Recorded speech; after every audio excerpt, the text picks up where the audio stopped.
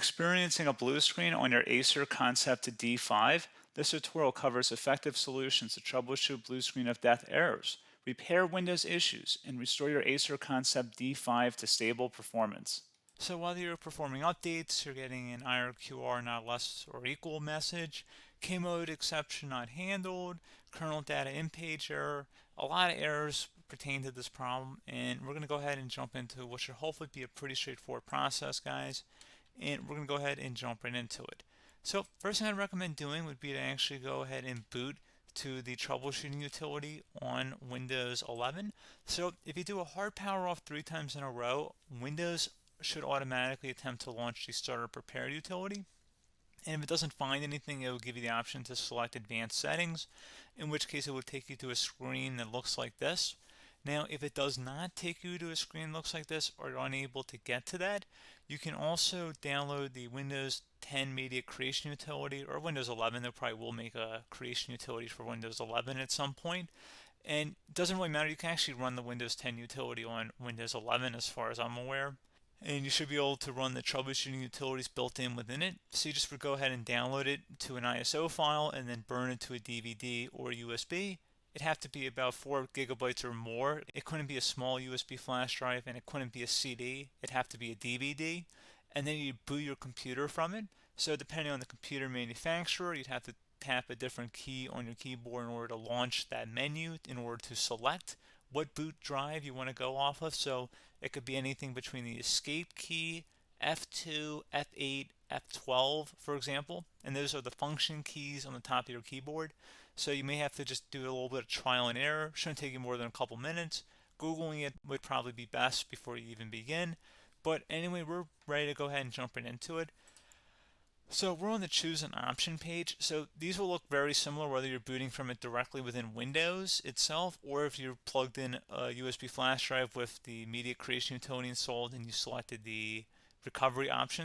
So when you are setting up your Windows 11 installation or Windows 10, depending on the drive you're using, there should be an option to repair your computer in the bottom left corner of the dialog window, one of the first screens that comes up.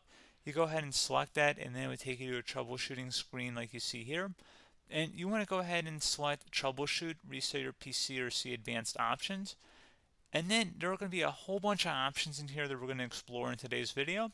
The first one, we're going to actually go underneath advanced options and then select startup prepare, fix problems that keep Windows from loading. So go ahead and select that first.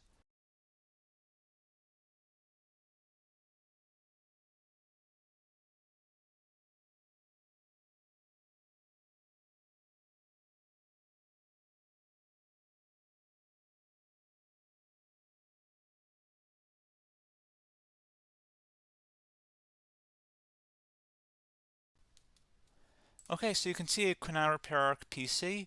That was our first option we could try. Something else, if we go back into advanced options here and then select troubleshoot, we're going to go underneath advanced options again. You can go ahead and actually access safe mode by selecting startup settings.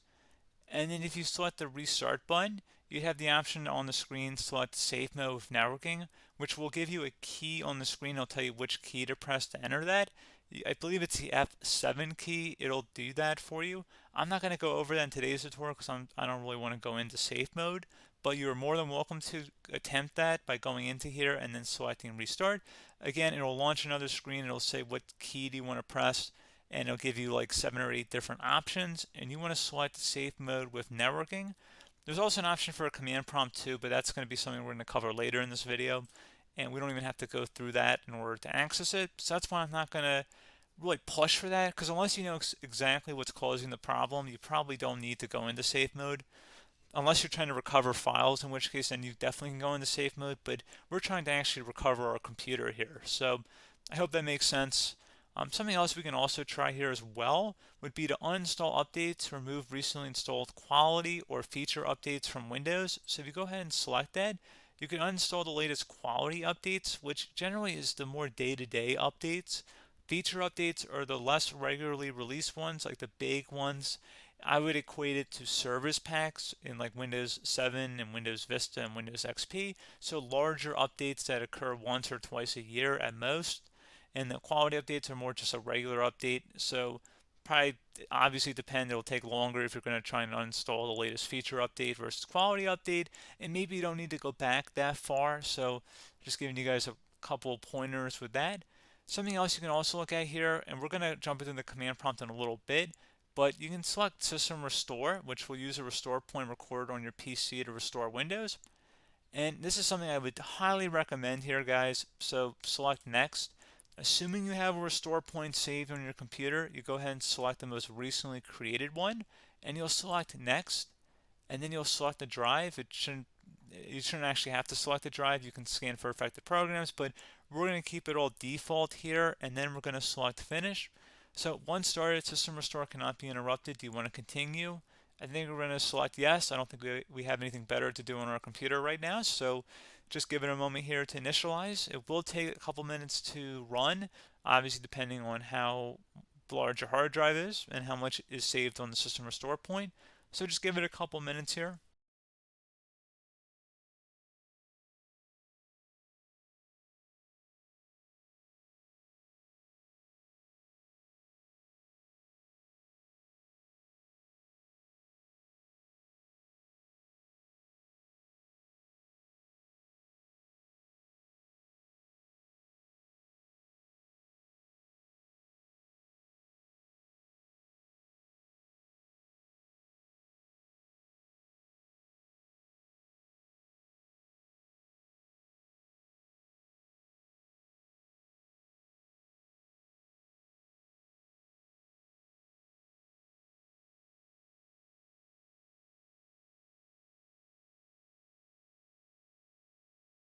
Okay, so you can see System Restore completed successfully.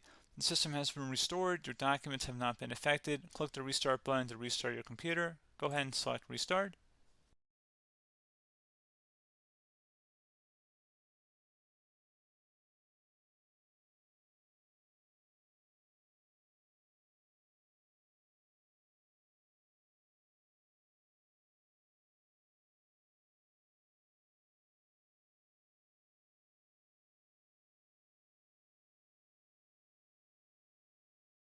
Okay, so you can see the system has been restored successfully. We're going to go over a couple different methods in addition to that if that did not work. So I'm just going to pause the video and we're going to start back on the recovery screen that we started with. Okay, so a couple other things we can try here too. If you go back into troubleshoot, you can select reset your PC, while you choose to keep or remove your personal files and then reinstalls Windows. You can select to keep my files, which will remove apps and settings but keeps your personal files. You can also select remove everything, which will remove all of your personal files, apps, and settings. So this is more of a factory reset, the second option here.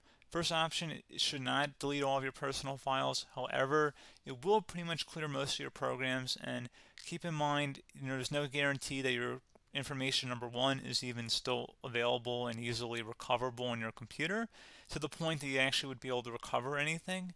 And the second point is that there's always a chance that it won't actually recover and it will just do a factory reset anyway. So there's no guarantee that actually would keep your files anyway. So I would recommend trying to get a recovery tool and backing that up first before selecting it anyway. But again, those are a couple of different options. And then something else you can try here if you go back to the choose an option. Another option, if you go underneath choose an option and select troubleshoot, advanced options, and now select where it says command prompt. Okay, so the first thing we should do is type our main hard drive here. In most cases, it should be the C drive. So you just do a C colon and then hit enter on your keyboard. So once you're underneath the C drive, we're going to type in dir and then hit enter on your keyboard. It should have program files, users, and Windows all in there. That's how you know you're in the right directory.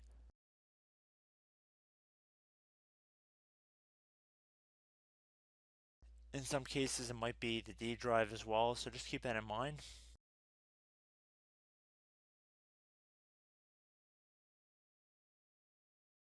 Next thing we're going to do is type in cd space / Windows / system32 / config, and then you're going to hit enter on your keyboard.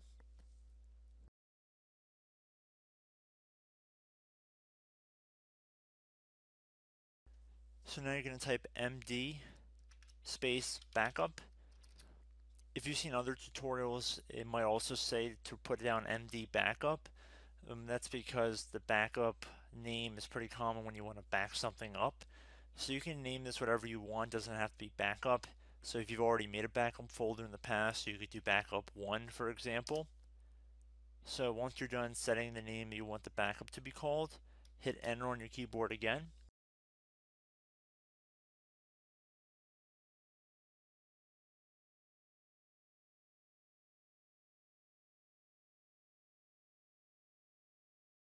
At this point you want to type copy, C-O-P-Y, space, then you want to do the star symbol above the 8 key, then do a period or a dot, whatever you want to call it, then another star sign, and then another space, and then type backup, and then hit enter on your keyboard.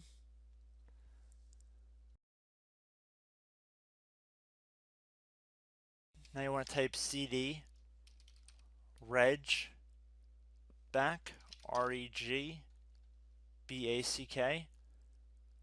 and then hit enter on your keyboard. So now that we are under the reg back, so now you want to type dir again, and then hit enter.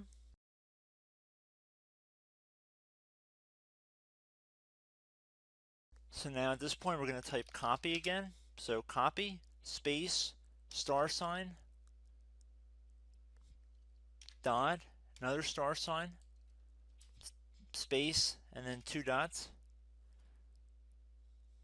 So we're going to type copy, space, star sign, dot, sign, star sign, dot, dot, and then hit enter on your keyboard again. So for overwrite, you want to overwrite all. So type A on your keyboard, so capital A, and then hit enter on your keyboard.